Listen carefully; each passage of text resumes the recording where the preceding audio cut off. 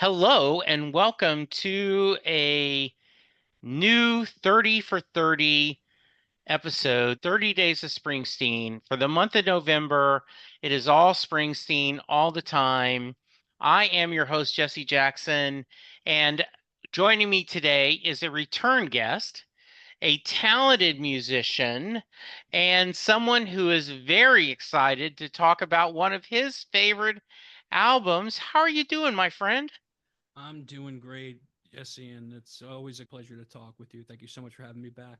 I am Diego Alessandro, and I am from New Jersey. I grew up in a little town in New Jersey, right up the same Route 9 mentioned in Born to Run, about 20 minutes north of Freehold. I'm from pretty much the same area as Bruce. It's hard to find somebody here who doesn't like his music. It is part of the atmosphere, which is very cool. Diego, you've shared your music with me. You've talked about scoring small films. You continue to keep stretching yourself creatively. And that's one of the reasons why I'm really proud to call you my friend. I Thank you. love that little guitar introduction you gave us before we started. I want to start out with why, first off, tell our audience the album you want to discuss and then explain why. Okay, so it's this right here. I happen to have the CD with me.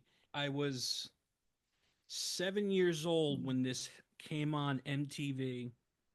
I had just seen Bruce that August here in New Jersey at Brendan Byrne Arena. And I started playing guitar the year before. After about 6 months, I actually quit because my fingers couldn't fit around the guitar. The night that this aired on MTV, they had a rockumentary by Kurt Loder on MTV right before the program itself aired. They call it Plugged because he brought the band, but it was MTV Unplugged. And my parents let me watch the first two songs before I had to go to bed because it was the middle of the week and I had school. We taped it, and of course, I watched that tape religiously growing up. I think I've probably seen this concert 2,500 times. And I wore out the DVD that I had of it too. Being born in '84, I'm in this really weird place of Springsteen fandom where I was too young to see the E Street Band as the E Street Band was prior to the reunion. So the Springsteen I grew up with was the '90s Springsteen. It was the dual albums that came out in '92, Tom Joad and Streets of Philadelphia. That was my spring and Tunnel of Love. That was my Springsteen growing up. So that's my Yes, favorite period of Springsteen. right. I know that there are fans that can't stand it. I think I'm gonna say something that it might I might have to shut down my social media for a few days when this comes out. Hot take. Yeah. The band that Bruce toured with in '92, I think, were better than the E Street was at that time, Okay. musically. If you go instrument to instrument, when they reconvened, they were a totally different band, but they had everything, the history, the friendship that is part of the price of admission. That's what makes E Street. The musicianship was there.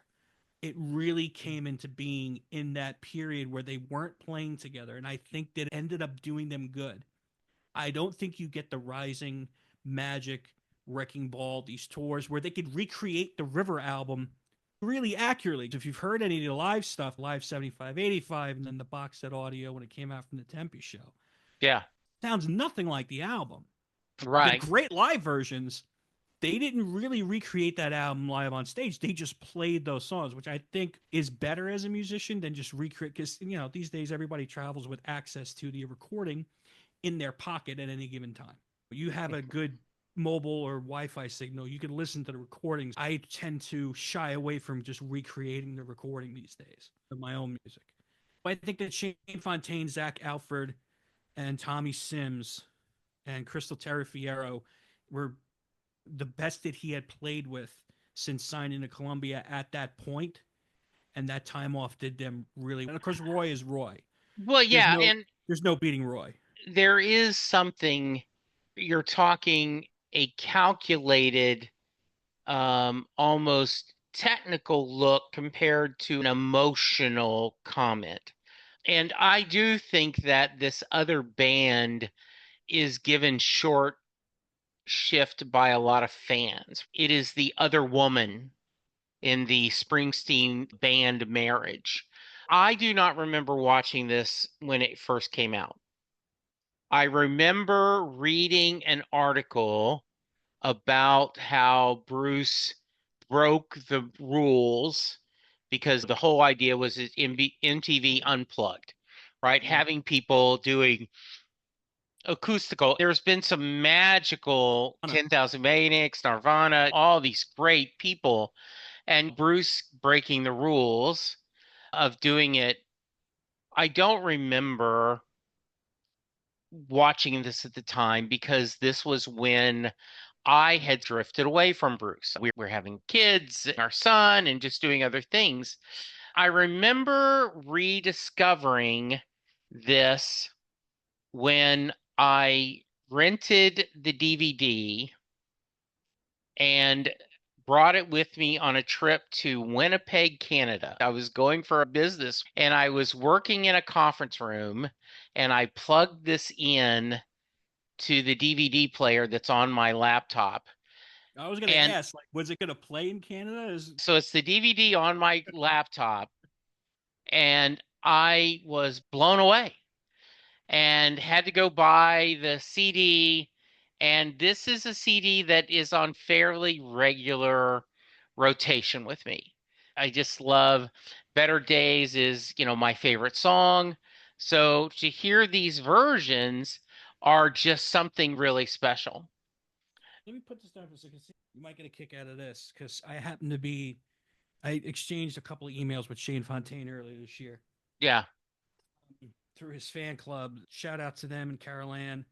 If you guys are watching, you're awesome. Shane is a big reason why I started playing guitar because I wanted to play like him. There was just something about the way that he played that struck me when I was younger. I really took some of what he did on this recording and incorporated into how I learned how to play guitar. So he is a huge influence on me as a guitar player. Yeah. This is, speaking of Better Days, a bass six, Okay. right? Mine's a little different. Mine is from 2024. Yeah. It's a Squire, not a Fender, Squire by Fender. It's modeled after a 1970s look. I had bought this early this year, never having played one specifically because of the CD. I got it in the mail, opened it up the next day. This is my favorite finish, walnut finish. This is every guitar. If it comes in walnut, I'm probably buying it. I tried playing along to this when I first plugged it in, and I couldn't figure out what his parts were. They weren't matching up, and I knew they didn't match up when I tried playing them on any other guitar. For those of you who are not musicians, each string has a specific note: E, A, D, G, B, E. A bass six is a six string bass. It's the same six notes, except they are all an octave lower than they would be on a regular guitar. Hmm. When I exchanged emails with Shane, I told him I bought the bass six because of him as well, but I couldn't figure out how he was playing it. It wasn't matching with the video because I already knew the songs. I just couldn't get it to sound right. He says mine's a baritone. His is Oh. strung with baritone strings, not bass strings. So it's A, A, D, G. So it's A standard. When I had my tech put these strings on and set it up like this, it opened up the door. I played to the CD and I was able to nail the parts in a couple of hours. It was an interesting tip he gave me. I've been running it like that ever since, recording with it like this. I absolutely fell in love. But I thought this would be something you would find interesting. It's the first time anyone had played a baritone guitar on a Springsteen recording. That is cool. I know Bruce played something similar. He had bought a Gibson version of a short scale bass like this, six string bass. He put regular guitar strings on it and tuned it to a regular guitar, somehow getting the strings to pull to the proper tension. I think he was with Steel Mill at the time, and they said it's made a sound like you wouldn't believe. He had no clue it was a bass. He Yeah. just, which I always found interesting as a story. But yeah, the bass six he had was a mid 60s. I forget what year. I think he said it was like a 65 or a 66. Yeah. But when I say this recording had an influence on me as a musician, I bought a $500 guitar without ever having played this specific model. in my 40 years on this earth, 30 plus years of playing guitar, spent the money I didn't really have based on this recording. Music uplifts you in this way. It feeds into your soul as an dares you. It dares you to try. So Yeah. it made me have to raise my game. I had to learn the guitar a whole different way because this is normally an E chord, but on this it's an A. So now Oh, any song I play on it, I got to retranscribe the chords so I don't make a mistake if I'm trying to record or play. I got to learn everything in two different keys essentially um, to play this. So. yeah. I'm not a musician, but I know that feeling of it. That's part of the reasons why I'm doing this 30-day challenge is to push myself, be a little uncomfortable, and to try to see what I could do. And I think that if I can't speak for Shane or Bruce or anyone else, but I would feel that if you inspire them, if they can inspire anyone to try to be a little extra creative, that's worth more than a Grammy or a gold record. Yeah. This music has its place in its catalog. I remember going to see Bruce at Madison Square Garden in 2000 for the reunion. It was Yeah. the second show, the third show at that stand. It was June 17th. And we were also at the July 1st show in New York. We went on the 17th. As we're walking out, I hear this guy going, I don't want to hear no light of day. And he starts like singing Backstreets, but not even like singing, just like reciting the lyrics. That's what I wanted to do. And I'm thinking to Yeah. myself, that's always the biggest complaint that I hear about the songs that came off of Human Touch and Lucky Town, which is the majority of the songs that were in the program and released on the Yeah. CD. And yet I'm sitting here thinking, My Beautiful Reward, it's the best living proof. A Beautiful If I Should Fall Behind, I Wish I Were Blind, Lucky Town, Human Touch, and Man's Job are absolutely excellent. So is Better Days. This is the best living proof he ever played was in Boston, the Boston Nugs recording. This is Sure. the second one. This is the second best recording of song ever. And that band played that song it was a completely different stratosphere. So why is it that none of these songs are Backstreets? Racing in the Street, Thunder Road, or Jungleland? But that's okay. They don't have to be. Yeah, I absolutely agree. The reality is that when he pulls out one of these songs during an E Street tour, he gets really good response and they sound great because they are great songs. And that was Steve Van Zant's advice to him was, when he heard Human Touch, he goes, those are great songs. Why don't you go record them with the band? Hmm. He goes, no, Steve, that's the album. Steve Van Zant's first reaction was E Street's going to tear into these Yeah. and take them to a whole other level. To be fair, I've heard Bruce play If I Should Fall Behind, Living Proof, Human Touch Yeah. with E Street. And they do, especially with Human Touch, they Yeah. do a wonderful job with these songs. There was something about that era and the stripped down arrangements. You could hear the baritone guitar in Living Proof, in Leap of Faith, in Better Days. Yeah. It just hits different. You hear the synthesizer a little fuller. Those beautiful keyboard string sounds, as corny as they might sound now in 2024, back then they were the most realistic string sounds anybody had heard from those late 80s synthesizers.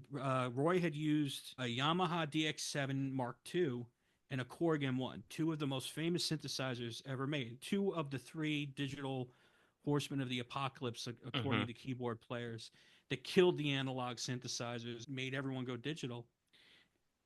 At the time, they were the most realistic thing you'd ever heard, especially the Korg M1, because there was a little bit of a sample of a real instrument at the beginning of the synthesis. Yeah. And it hits different. I don't know what it is. It's not just the fact that these are all incredibly skilled musicians and a wonderful chorus of background singers.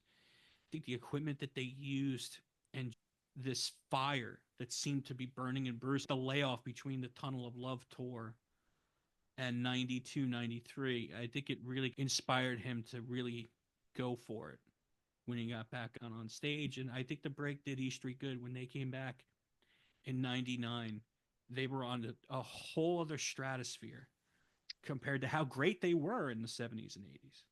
Yeah, I do think the break gave them each a chance to do other things, to explore other creative avenues. And then you come back, there is a more appreciation that, hey, we have a chance to hang out with my friends again, to make great music again. And I think as they've continued, when Bruce takes a break from touring, they're excited to get back on the road or in the studio. When you see the film Letter to You, the guys are happy to be back recording. So you talked a little bit, but are there a couple of tracks that stand out to you? It's really four songs that when they come on in the car, the radio goes up. It's Human Touch, I Wish I Were Blind, Living Proof, and My Beautiful Reward. When those come up, I'm a turn up the radio. The conversation, if there's someone in the car, has to stop. I have to be in this moment with those songs. They're also tied to my childhood because this CD came out in the States in 1997. This didn't come out right after the program aired. It was 1993 overseas, and it came out here in the States in 97 when it came out on Mhm. VHS. Yeah. And And my high school years were Ghost of Tom Joad, this Tunnel of Love on repeat in this little 3 CD changer boom box that I had next to my video game setup playing Nintendo 64 in the late 90s. And that's how I spent my high school years. To this day, I play the CD note for note, Bruce and most of Shane's parts. And if I wasn't playing a video game while listening to those 3 CDs.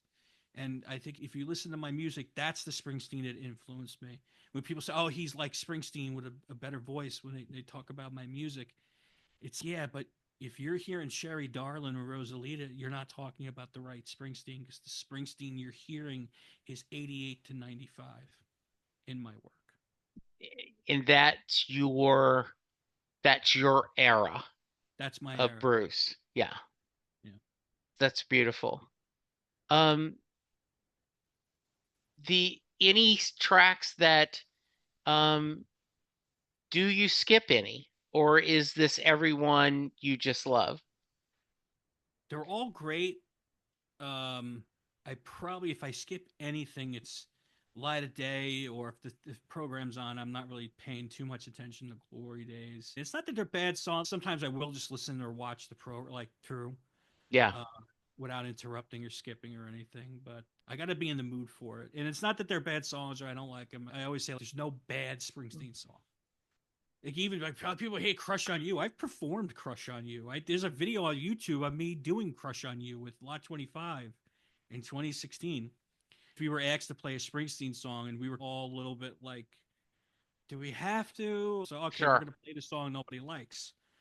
That was our rock and roll rebel moment. But we did it. We just went for it. And there's a place for that. There's a place to be goofy. There's a place for Backstreets and Jungleland, and a place for Crush on You and Man's Job from the same artist in the same show. Like Bruce always says, it all adds up to some story being told, and those are different aspects of that story. So when I hear people, oh, this song is terrible and that song, I'm like, does it have to be one for one a comparison? Because Backstreets is its own thing entirely. And I would Right. never compare it to anything from Human Touch or Lucky Town. They're the same artist in completely different eras, but the same Bruce Springsteen that wrote Jungle Land probably doesn't write any of the good songs that proceeded from 84 on. The synthesizers didn't exist. The recording process at the time was so much different. I know the River was mastered digitally, but I don't think Bruce recorded digitally until the 90s. So it affects your writing and your execution as an artist. And some of the pop culture references have changed. He's talked about in the Darkness Box how punk music had influenced him when he was doing Darkness. That era, you look at him and Phil Collins and McCartney and even George Harrison, Ringo Starr, those guys. When in the 80s, they're making all these great songs and albums using synthesizers and drum loopers. Those are great artists using modern technology to inspire themselves to create something new. So if it's Springsteen or Hammersmith Odeon Springsteen, I'm just going to enjoy it for what it is and know that I could have these different eras and enjoy them as they are. But the one that ties to me personally is this era. I think this is one of the issues that Tom Hanks in Road to Perdition is very different than Tom Hanks in Apollo 13 or Philadelphia. Or even Dragnet he did, right? Yeah, and Stephen King, The Dead Zone compared to The Shining compared to Fairy Tale, right? You can like things more than others and have things speak to you more than others. The reality is you don't want Darkness again. You don't want Born to Run again, because if you did, you wouldn't have got The Rising, or you wouldn't have gotten Magic, or you wouldn't have gotten Wrecking Ball, or And you I don't wouldn't have think got his Letter to You, career sustains it. I don't think his right? career sustains it. If he think of it, those first two albums didn't sell well at all. So Mm-hmm. as much as people loved Rosalita, it's a great song. It's a lot of fun to watch him play it. Yeah, Played it myself. It's fun to play on guitar. sure. If he just kept rehashing Rosalita over and over again, his career was nowhere because it wasn't commercially successful. If Bruce Springsteen was Gen Z and he was trying to come up in the music industry as it is right now, he'd be a guy that you in Texas had never heard of. And you Yeah, don't get Born to you if you don't show up day one with Born in the USA, you never get to make anything else. yeah. So those great artists, their best records may have been the third or fourth records. Mm-hmm. Those great artists of the 60s, 70s, and 80s. Their Yeah, most commercial ones, the first one. exactly. It was an investment. Each era of Springsteen has it. They're all valid. It's a question of validity. They're all valid in Yeah, their own way, and that's why I don't compare him. So when I show up, he plays what he plays, and I accept it all. I'm like, would I love to hear Frankie? Yeah, it's my favorite Springsteen song. You right. know, it came out on tracks. That was the first time I'd ever heard it. Was on tracks in '98. And to me, it's that bridge between Born to Run and Darkness. You see him become the Springsteen of that late '70s, early '80s era before Born in USA Mm-hmm. with Frankie. It's that transitional moment. And I would love to hear him play that song live. But if he doesn't, you know what? That's okay. I've played it myself. I'll That's go out. nice. If you were able to get audio from the computer, I'd play it for you right now.